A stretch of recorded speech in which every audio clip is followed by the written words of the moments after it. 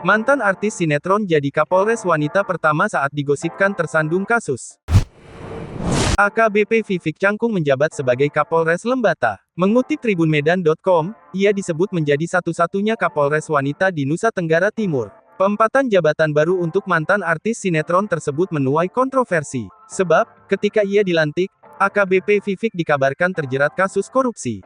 Lantas, seperti apa tanggapannya? Vivik Cangkung menggantikan AKBP Dwi Handono Prasanto. Vivik Cangkung diketahui pernah menangkap sejumlah artis yang terseret kasus narkoba. Dikutip dari tribunstyle.com, bukan hanya artis saja yang pernah ditangkap Vivik Cangkung. Nama Zarima Mirafsur yang dikenal sebagai Ratu Ekstasi pun juga pernah ditangkapnya. Beragam prestasi tersebut dituangkan dalam buku berjudul, Melawan Teror Narkoba 8 Penjuru. Dalam buku itu juga terkuak, bahwa Vivik Cangkung pernah mengungkap kasus laboratorium gelap yang memproduksi narkoba di Indonesia. Perempuan bernama lengkap Josephine Vivik Cangkung ini tercatat pernah merilis album rekaman. Tak hanya itu, ia juga pernah membintangi sejumlah sinetron seperti Sakila, Ojekri, dan Suami, Istri dan Dia.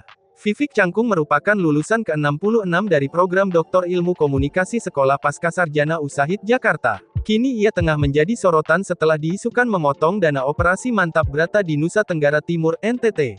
Namun, isu itu langsung dibantah olehnya. Vivik Cangkung mengatakan, bahwa dana operasi Mantap Brata sudah tersalur sesuai ketentuan. Pada tanggal 3 Januari tahun 2024 saat sedang berada di Polda NTT, dia mendapat kabar dari Kasat Intel Polres Lembata tentang viralnya video di TikTok. Dia tak tinggal diam. Vivik Cangkung langsung melaporkan kepada Kabid Propam, Wakapolda dan Kapolda NTT. Menurut Vivik Cangkung, akun TikTok tersebut dengan sengaja tidak menyertakan pengguna aslinya sehingga ia menduga bahwa akun tersebut ingin menjatuhkan institusi Polri. Vivik Cangkung juga menyayangkan beberapa media yang menanggapi akun TikTok dengan pemberitaan dan tidak mengklarifikasi pada sumber yang dianggap perlu. Vivik Cangkung pun memberikan pesan kepada anggota Polres yang memberikan informasi keliru via TikTok yang diviralkan. Vivik Cangkung berpesan kepada pengguna media sosial agar menggunakan media sosial dengan bijak sebagai wadah informasi yang terpercaya dan tidak percaya kepada berita hoaks.